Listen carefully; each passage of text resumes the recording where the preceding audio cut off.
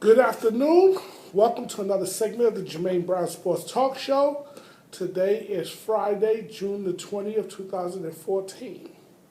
What I want to talk about is the NBA free agency that is coming up on July 1st. Particularly two individuals, Carmelo Anthony and LeBron James. Two players. And I also want to talk about the interview that Pat Riley gave, or the press conference, should I say, that Pat Riley gave yesterday. I thought it was very interesting. First, let's talk about the interview or the press conference that Pat Riley gave. Pat said a couple of things in there, not a couple, well, about 3 or 4 things in there where I thought he was being very hypocritical. And if I'm LeBron James, I didn't take too kindly to. Because the last thing you want is somebody lecturing you, especially somebody who doesn't really have the track record. Even though Pat Riley has a great track record as far as winning, he knows winning, this, that, and the other. But people who know their history or understands history remembers what he did in '95 with the Knicks. Okay? After their loss against Indiana, he took, in my opinion, the coward's way out when he faxed in his resignation and took his talents, so to speak, to South Beach. Now, you want to go to South Beach and, for a better opportunity, that was your choice. But faxing in your resignation was gutless. So then what does Pat Riley say yesterday? Well, LeBron, it's about commitment and you don't leave at the first sign of trouble. You got to see it through. Yeah, but you didn't see it through when you was here in New York. So who are you to lecture LeBron about seeing things through? Okay? Not only that, you gonna look bad. It looks bad to be hopping from team to team. Yet you had no problem him hopping from Cleveland to Miami when it served your purpose. When you wanted LeBron 4 years ago, you concocted a plan to get LeBron. You basically, and let's be really honest, you tampered. Now, the league is going to poo-poo it and pretend like it didn't happen, but everyone knows you tampered with LeBron. Okay? You had Wade working the channels. You was probably even working the back channels to get LeBron to Miami. Because LeBron didn't recruit guys to Cleveland. Okay? But you guys recruited him to Miami. Now all of a sudden, that's not good. Oh no, hopping from team to team is bad. Also, you shouldn't allow guys to be recruiting you. You should be recruiting guys to play with you instead of you allowing guys to recruit you to play with them. Wait a minute. That's what you did. So who are you now to criticize LeBron if it's Carmelo Anthony or Dwight Howard or someone else who's recruiting him? Who are you now to criticize this man over it? What does this tell me? What that told me, that press conference told me, is that didn't sound like a man who was projecting confidence. That sounded like a man who was afraid, who was scared that his superstar who may leave. Not going to leave, but may leave. And so now he's trying to talk LeBron down or talk LeBron into staying. That's a form of folks like begging. You're begging the man to stay. Because that's Riley's way of begging. Short of just getting on your knees and saying, please, LeBron, don't leave. You basically did that, my friend. And I lost a little bit more respect for you because you are Pat Riley. And if LeBron were to take his talents to Houston or Chicago or any other place, you know what? We'll still build a winner. I want to show you the difference between Pat Riley and Phil Jackson. Phil Jackson says, if Carmelo's with us, great. If Carmelo is not with us, great. In other words, if Carmelo, he said this. These are not my words. These are his words. If Carmelo is with us, we'll be okay. If Carmelo is not with us, we'll be okay. What is Phil Jackson saying? We will be all right regardless of whether Carmelo's with us or not. Now, he did make it clear. He wants Carmelo Anthony. But what he did is he projected to the Knicks fans, and I'm not a Knicks fan. I'm a Nets fan. I'm a Lakers fan. But he projected to the fan base and to the media confidence. So now New York will not jump off a ledge if Carmelo takes his talents to Chicago. Or he takes his talents to Houston. New York isn't going to jump off a ledge because why? Phil Jackson is letting you know the Knicks will be okay. But then now listen to that press conference by Pat Riley. That contrasted. Oh, this is hard. Winning is hard. You got to accept the losing with the winning. What does that sound like, folks? Come on. This sounds like a man who's concerned that his star may leave. But remember, and I said this 4 years ago. What a man does to one individual, he can just as easy do it to you. For example, and I hate using this as an example, but for lack of a better example, this is a good example. Do you know when you get a betrayal, no one trusts someone who betrays. For instance, let's take gangs. You got the Bloods and the Crips. You got Nuestra Familia. You got the Mexican Mafia. Whatever type of gangs that are there. Okay? A person who is a Blood, don't join the Crips. Or vice versa. Because why? That person cannot be trusted. Because if he would backstab his brothers, his friends, his family, his people, what do you think he would do to you? So I like what Jay Crawford said today. He said when SportsCenter opened up, and he was on a certain segment, because he's a SportsCenter anchor, ESPN anchor. He says, "What's the matter, Riley? All LeBron is doing is the same thing doing to you is the same thing he did to us 4 years ago. All he's doing is the same thing he did to us 4 years ago. Oh, it was okay for him to hop from team to team when it served your purpose 4 years ago. But now it's not okay to hop from team to team." And he had that little smirk on his face. Because why? He's a native Clevelander. He's from Cleveland, and he's a fan of the Cavaliers. Okay? So he had that little smirk on his face and what he was saying was the truth.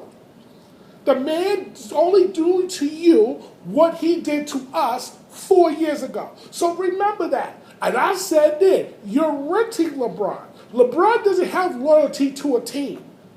Because who's going to be more loyal? Think about it. He's in his hometown or home state. Because I know it's Cleveland, but he's from Akron, which is not too far from Cleveland. So if he could do that to his home team, or the team in his own state, what do you think he would do to you?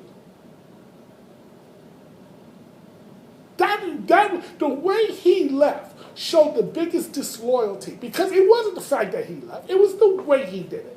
It was all orchestrated, secretly done. He may have even purposely, there were some rumors that he even sabotaged the Cavaliers to make certain that they don't win, so to make it easier for him to do what he did. Now, whether he did or didn't, I'm not getting into that. But here's what I am going to say. That whole decision 101, or decision 01, okay? Or decision 2010, whatever you want to call it, but it was called the decision. It was a disgrace. And that should have told you that if he could do this to them, what would he do to us at the first sign of trouble? So don't trust LeBron. And LeBron, make no mistake about it, LeBron, when he signed that deal in 2010, he was under the assumption that he would have a Wade playing at a high level, Bosh playing at a high level. He thought they would be dominant for the next 7 years or so. But he saw early on that wasn't the reality. Bosh is not dominant. Okay? Wade, his game has fallen off. Age, injuries, whatever you want to call it. So The problem with now LeBron faces is he's looking at the future saying, wow, what is this team going to look like for the next 4 years? Because Wade's making $20 million, Bosh is due another $20 million, and I'm due $20 million. That's $60 million, and we already know the owner was cutting back salary. That's $60 million. Just between those three players, that's $60 million. Forget the salary cap. Look at the luxury tax. The luxury tax is $71 million. So that means you got $11 million that you can spend on the bench without going over that luxury tax. That's not a lot of money, folks. Because now you got to sign guys on the cheap. You can't build a reliable bench that way. So when I read some of the articles from the writers down there in Miami, they're idiots anyway. And when I read the article, we got to build a team like the Spurs. You can't build a team like the Spurs when you got three superstars making max or near max money. Even if they take a pay cut, which everybody said they need to take, but nobody ever says, how much of a pay cut do these guys need to take? But let's say they all three take a pay cut of about $5 million each. Okay, you save $15 million, but then you want the owner to turn around and spend it back into the team. So the owner's not really saving money here.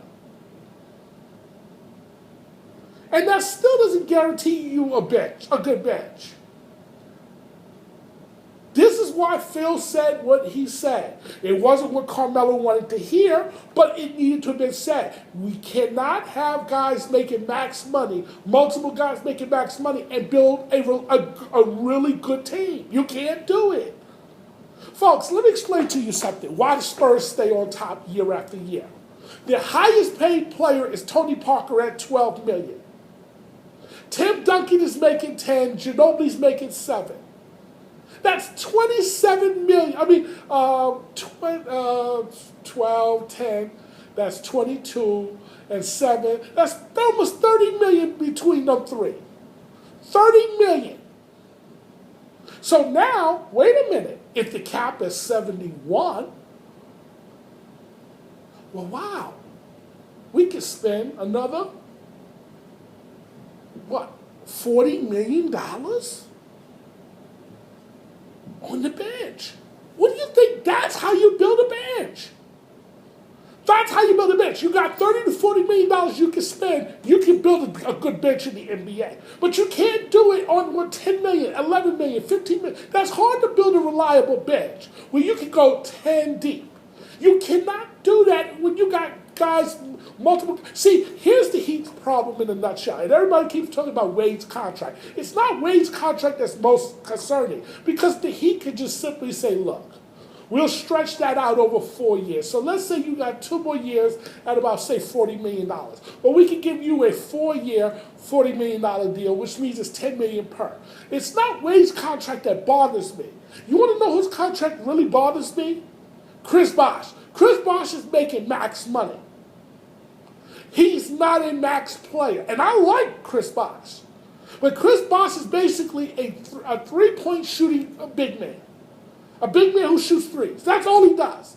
He doesn't rebound, and he's not a shot blocker. He doesn't protect the rim. He has trouble guarding legitimate centers or legitimate power forwards. Okay?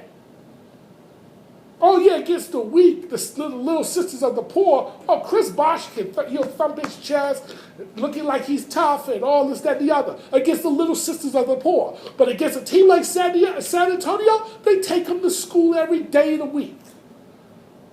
And this is what we call reality. And LeBron James is seeing this reality, which now leads me to him. And I'm going to say this about LeBron.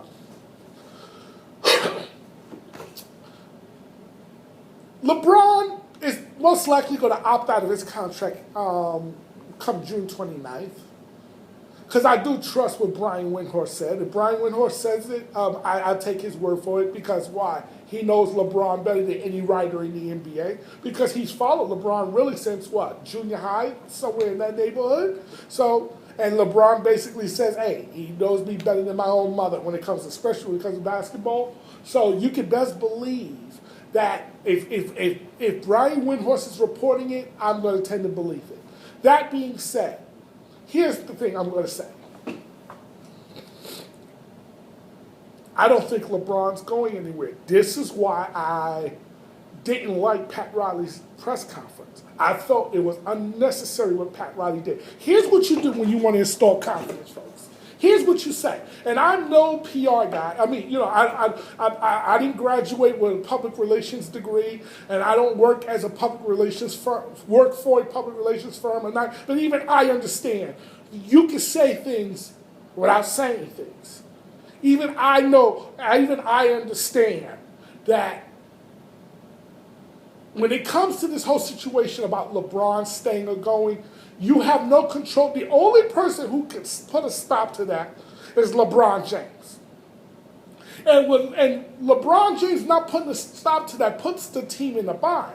Because if you're Pat Riley, you really don't want to commit to a plan because you might have one plan in mind.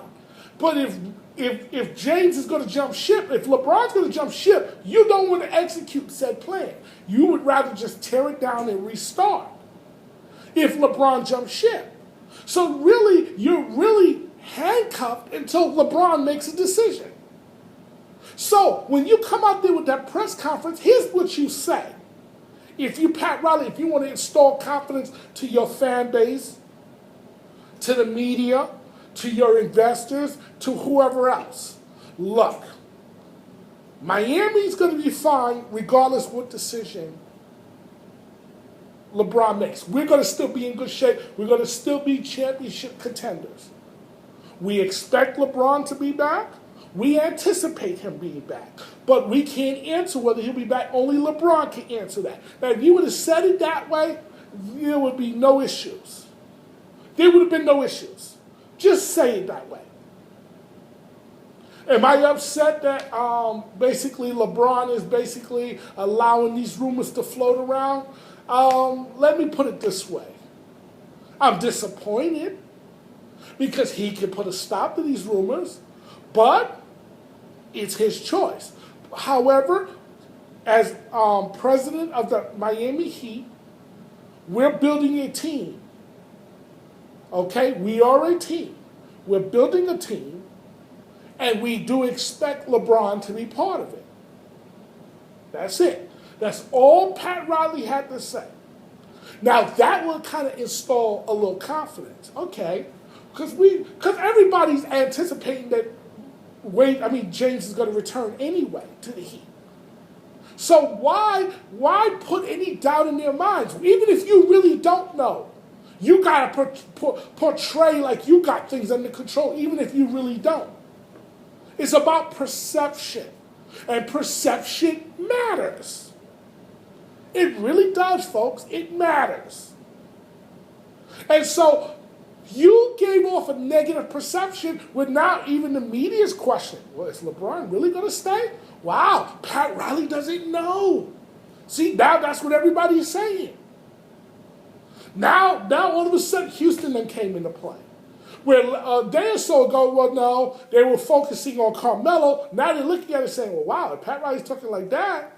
Because if I'm Houston, what do you think I'm saying? If Pat Riley's talking like that, well, wait a minute. That means LeBron is really in play. Well, forget Carmelo. Let's focus all our energy on LeBron. And what do you think the reports that came out today? Houston is now leaving Carmelo to focus on LeBron. And only if they don't get LeBron will they go back to Carmelo. Because if I'm Houston, you darn right. I could go get the best player in the world. You darn right I'm going to do it. If I'm Chicago, if I could get the best player in the world, why am I going to settle for somebody who's in the top 10 but is not near the best? Why would I do that? If I'm going to break up my team, or not break up my team, but if I'm going to dramatically alter my team, I'm going to do it for the best player in the world. I don't want to do it, but if I have to do it, I will do it for the best player in the world. Not for a guy who's very, very good or a superstar, but it's not the top one or two. He's not Carmelo. He's not LeBron, and he's not Kevin Durant. Sorry, Carmelo. It's just what we call reality. You're not LeBron. You're not Kevin Durant. And I will not apologize for making my play for LeBron first. Now, you can get insulted all you want. That's your business, because now this brings me to Carmelo. I don't think Carmelo's leaving New York, and here's why. It is not too often, folks, that big-time free agents leave their teams. Because here's why. In the NBA, it's set up that you re-sign with your team because that's who can pay you the most money. Okay? Now, you could say, and some people are going to say, but Dwight Howard did this a year ago, and he left the Lakers. That's an entirely different situation, folks. And here's why it was different. First of all, Dwight Howard let it be known when he was in Orlando, he did not want to go to the Lakers. But the Lakers and their arrogance say, well, wait a minute, we're the Lakers and nobody turns us down, especially if they play with us. So here, we'll convince him to stay. So they traded for him anyway. Okay? But he let it be known, I wanted no part of the Lakers. Secondly, here was the thing. Throughout the season, it was word that him and Dwight and Kobe was not meshing well. And he hated the D'Antoni system. He hated D'Antoni's system, though I thought D'Antoni's system would have been good for him, but he hated it. So there was a lot of things that went into play. And that's why the feeling around last year was, Dwight's not staying. Dwight's going to leave. But everybody was like, I know. Who's going to turn down $30 million? Well, Dwight did, because here's why. He went to Houston, where there's no state taxes. So in actuality, he really didn't turn down $30 million. But here was the thing. Here was the big difference, folks. Here was the big difference. They had a young, ready-made team, Houston. LA, old, and restrained by cap.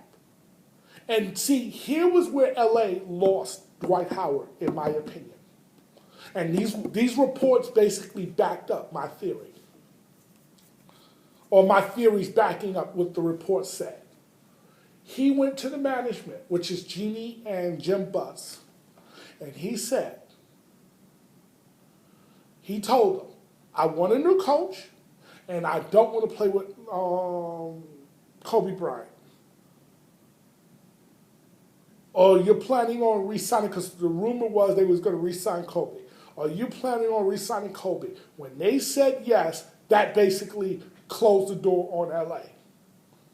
Because I think had they not re-signed Kobe, and had they fired D'Antoni and hired Phil, because that was who he wanted. He wanted Phil. Had they did those three things, Dwight Howard is not in Houston. He's in LA. But I'm going to say this: the best thing that happened for Dwight was that LA did not acquiesce to his feelings, because he's actually in a better situation. He's actually in a better situation.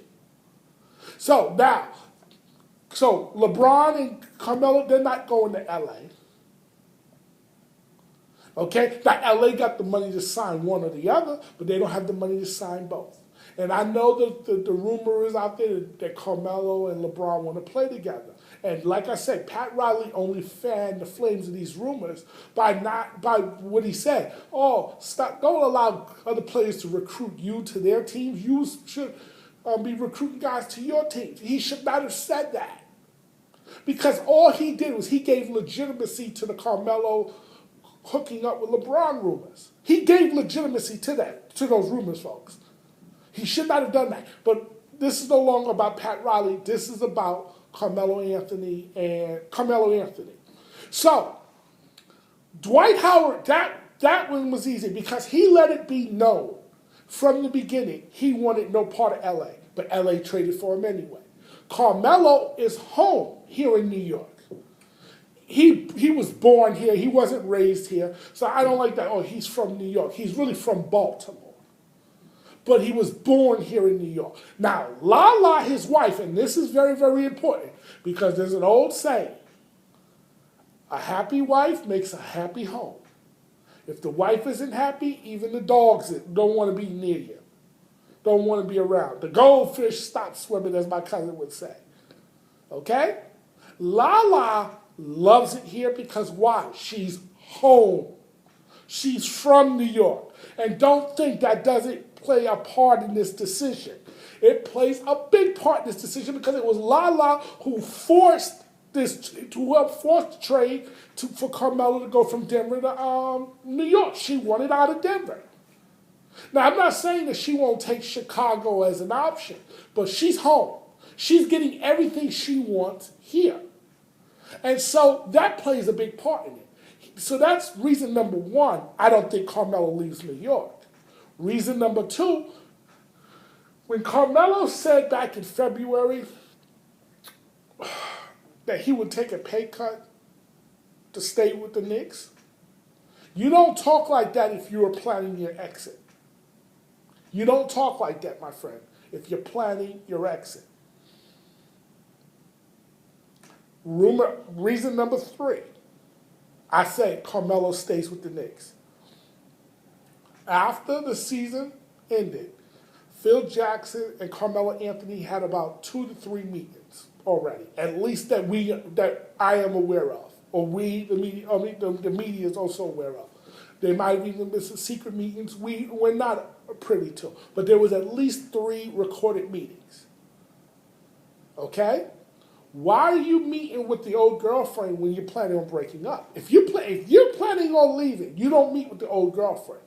I've said this before on a previous segment, in the previous segment. You don't meet with the old girlfriend when you plan on breaking up. It's over. You don't have 3 or 4 meetings to let her woo you. What for? You're breaking up. That's why LeBron cut off contact the minute the season was over there in Cleveland. Because there's no need to talk. There's no need to meet. His mind was made up. I knew it. Okay. And here's another reason. Let me just jump back on LeBron for a second. Here's another reason why I don't think LeBron leaves. And this is maybe more subliminal. Maybe this is just me overreaching. But I noticed something. When he got eliminated in Game 6 against the Boston Celtics in 2010, on the way back to the locker room, LeBron took off the Cleveland jersey. And he was just, shirtless underneath. But he took off the Cleveland jersey. I noticed when they got eliminated in Game 5 against the San Antonio Spurs, LeBron walked back to the locker room, but he didn't take off the Miami Heat jersey. So that was just something that I noticed. Now, maybe that's just me overreaching, but hey, there are little things that I noticed. That's what I noticed. But getting back to Carmelo, you don't have meetings with the ex if you're leaving. Now, I know the rumor is out there that he is considering leaving the Knicks. He has to say that. Here's why. Because he says that he wants the Dwight Howard treatment. He's already been on record saying that because he's never went through the free agency process. Which means he wants to be wined and dined and wooed. And then this. Guess what, folks? You know what I call that? A tease. It's just like, I'll give you a perfect example, or a perfect analogy. And those who follow politics will know what I'm talking about. Every presidential cycle, it seems like, the word is Pennsylvania is in play. If the Republicans concentrate on Pennsylvania, they can win Pennsylvania. And I always say this, stay out of Pennsylvania, folks. You're not getting Pennsylvania. Only 2 times in this country's history that I am aware of where Pennsylvania went Republican. Pennsylvania do not generally vote Republican in the presidential election. They usually vote Democrat. But here's why they do that. Because they want to be wined and dined. They're like a woman. They're like a woman who's a tease. Oh, dear, take me to dinner. Buy me this, that, and the other. And at the end of the day, she goes back to her old man, leaving you with your pockets empty. See, this is why you got to be very, very careful when you chase after someone. This is why I say, if I'm the Bulls or the thing, I'm not chasing after Carmelo, to be really honest with you. If I could get LeBron, that's who even if LeBron teases, I'm going to at least play along because it's LeBron. In the hopes that I get him, I land him. But Carmelo, nice player, very, very good player. Great. If you want to call him great, I call him a great player. But he's not one of the top two. He's not LeBron or Durant. So therefore, unless I know he's leaving, I'm not wooing him. I'm not going through all that. Because at the end of the day, if you listen to what Carmelo is saying, he's telling you, he's like, even he just said it this past, was it Wednesday or so? I like the moves Phil Jackson is making. Wow, that sound like a man who's planning his exit out of New York, folks. Let's use common sense here. That doesn't sound like the man who's planning his exit out of New York. I don't care what Stephen A. Smith is saying. Stephen A. Smith is in bed. They're all in bed together because why? Carmelo wants to be wooed like a girl. He wants to be wooed, wined and dined. And the Knicks played along because the Knicks really don't want to lose Carmelo. The Knicks don't want to lose Carmelo, but they want to be wined and dined. He wants to be wined and dined, so you got to wine and dine him. Now, when I come back, I'm going to explain to you why it's hard to be a team like the Spurs in the NBA. Welcome back to the Jermaine Brown Sports Talk Show. Today is Friday, June the 20th, 2014. Why is it hard to be a team like the San Antonio Spurs? The Spurs is what I call the model team in the NBA. What do I mean by the model team of the NBA? They have been competitive for the last 17 years, folks.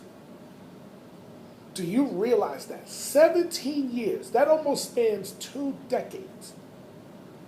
They have been competitive. And what I mean by competitive, championship contenders. Legitimate championship contenders. Every year when you say who can win the championship in the NBA, you got to mention the Spurs as a possibility. You cannot just discard them.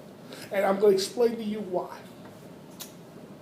And when I keep hearing, because hearing it down in Miami, we got to build a team like the Spurs. Like I said earlier, you cannot build a team like the Spurs if you got 3 guys making max or near max money.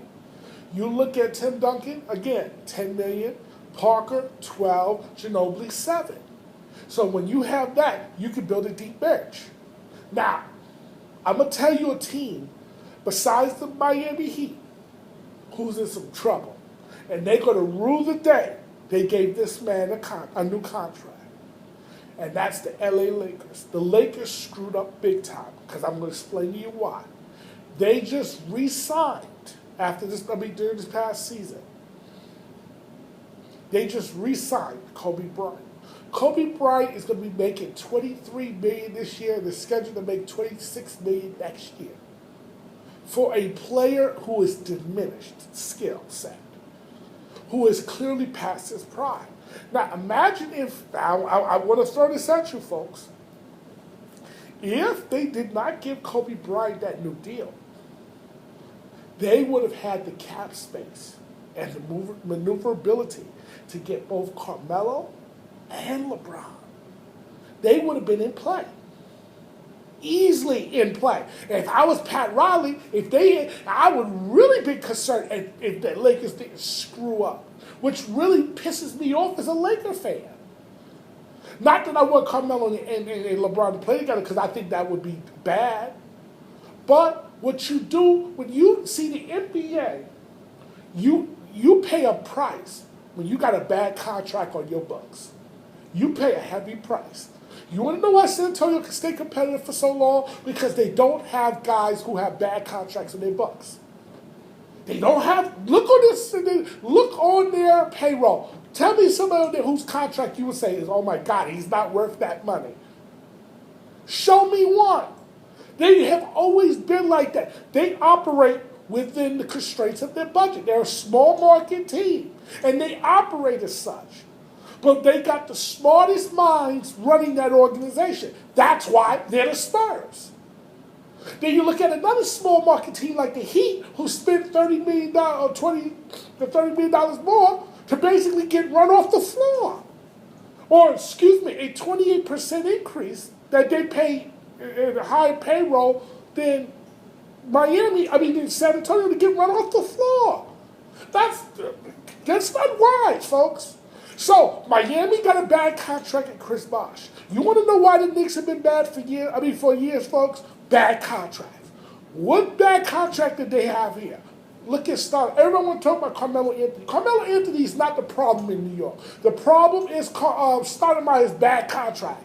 Stoudemire is making $20-something million, folks.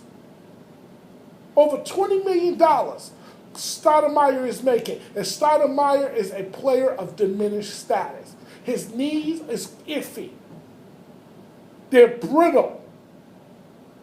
Okay? And the doctors warned the Knicks about this. So this is what's really hurting the Knicks. Again, when you have a bad contract on your books, it's like a death sentence in the NBA. It makes it impossible to win because why? That contract is eating up a good portion of the salary cap that's preventing you from getting the other players you need to get better. This is why you got to be very careful when you hand out these contracts. This is why it's hard to be a team like the Spurs. The Spurs do more with less. Other teams, most teams spend more than the Spurs. But they're not the Spurs. Because every team, it seems like they have a bad contract on their books. Every team, it seems like have a bad contract on their books. Except for the Spurs. See, Houston would like to get LeBron or Carmelo, but first they got to try to trade Ashik or Lynn, which is going to be difficult because why? Those are both bad contracts. So now it makes it harder for you to make the kind of moves you want to make because why? You got bad contracts on the books. This is why you got to be very careful, folks, when you sign guys to these contracts. If you want to be like the Spurs, look for guys who fit what you're trying to do. And get them for as little as you possibly can. That's the key. And then you got to get your stars to take as little as they can. In other words, don't try to go for max or even near max. Partial max. Leave quite a bit of room on the table so this way you can constantly field a top-notch team. But if you go for max money or near max, you're giving your owner and the GM very little room to maneuver. And then you wonder why a guy like Mike Miller gets cut. So this way, because look, none of these owners want to pay that luxury tax because the luxury tax now has a bigger consequence when you go over it. Because if you go over it for multiple seasons, now there's a thing called a repeater tax, which is just a bit added expense on the luxury tax. Owners don't want to pay that money. So what you're doing is you're handicapping your ability to get better. This is the problem in Chicago. This is not a problem. Not Chicago. Chicago. This is the problem in Miami. This is the problem in New York. This is the problem in LA. And I'm not talking about the Clippers. I'm talking about the Lakers. This is why I say to you guys, think twice before you be adding on these huge contracts. Is it going to give you the long-term success you need? See, when Miami got together, they got the short-term correct. They just didn't think about long-term consequences. What this was going to do for the long-term long-term for this team. They didn't take those things into real consideration, and now they're paying the price. Because remember, their deal was under the old collective bargaining agreement. But after they conspired to do what they did, the owner said, we're going to make certain this doesn't happen again. We're going to cripple you for you to put together a team like this again. So this is why the new collective bargaining agreement came in place. This is why Mickey Anderson is trying to do everything he can to get that salary down, which means, again, Pat Riley lied in his press conference when he says they're willing to do whatever it takes to get back on top. I do not see Mickey Anderson saying, I'm going to reverse course and spin whatever it takes. No. Mickey Anderson is not going to do that because you know why? No owner is going to do that. Mickey Anderson didn't become an owner by being stupid. And that would be stupid to spend gazillions of dollars in luxury tax just to keep a star happy. This is why you're going to see a lot of teams try to emulate what the Spurs did. This is why if I'm New York, I'm not too sad if Carmelo walks. Though I don't think he will. Because I don't think Carmelo's going to leave that money on the table. And I don't think Lala is going to let him leave that money on the table. That being said, I don't think New York will be too bad in shape if Carmelo walks. Because now you can build the kind of team you need to build. It'll be a little bit more difficult, but it can still be done. I want to thank you for watching another segment of the Jermaine Brown Sports Talk Show. Have a nice day.